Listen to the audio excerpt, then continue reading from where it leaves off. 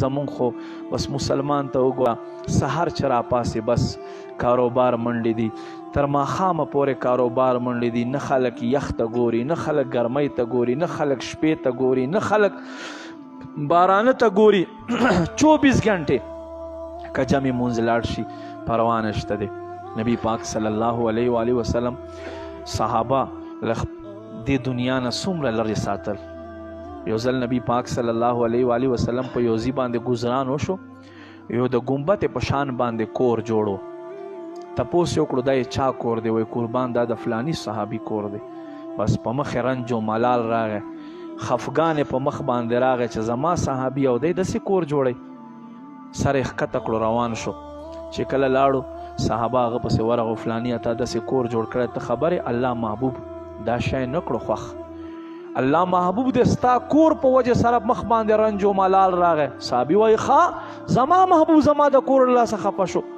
تپوسونه نه کوي، بس ګینتري او شیزونه پسې راواخیسته ټول کور یې وران کړو چې زما محبوب پې خفه کېږي داسې کور ما ته حاجت نشته دی. او زمونږ څه کوو مسلمان عمر تیر شو په دې کور جوړولو باندې، خپل اولاد مستقبل ښایسته کولو باندې، خو د خپل مستقبل فکر نشته، د خپل فیوچر فکر نشته. اولاد فکر صحیح کو، اولاد فکر اخیستی. خیر دی که مونځ قضا کی، خیر دی که دی قرآنونه وایي، که دی قرآنونه پیژني. زه بار بار دا خلکو ته یم ګوره مونږ په دنیا کې دومره ډوب شوي خلکو عمرونه دومره شو زمانو راسې لکه مونږ چې 7 کاله ماشوم شي بس له دې عمر نه مونځ شروع کی. شریعت حکم هم دا دی او بس ټول عمر مونځ کوي تر دې پورې چې دی مړ شي. خو ده ته دا پته نه لګي چې زه څه وایم التحیات لله والصلوات والطیبات السلام علیک ایها النبی. صاحبه ته څه وایې؟ نه یو کافر تپوس وکړي چې ته په تشهد کښېنې ته څه وایې؟ یاره جي ما ته خو پته نشته. ته خپل رب سره هغه واحد حقیقي ذات چې دی واجب الوجود او عدم محال دی، وحده لا شریک ذات ته واجب الوجود عدم محال دی، هغه ذات عبادت کوي او تا ته پته نه چې ته څه وایې ورته. ای انسانه ته په دنیا کې دومره ډوب شوی پریکټیکل.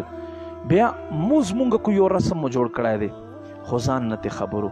بیا قرآن کې موز نه زیات ذکر الله رب کریم د وراثت کړی دی. زمونږ چې ډېر خلک دی چې وراثت خبرې کیا نو خفه کېږي.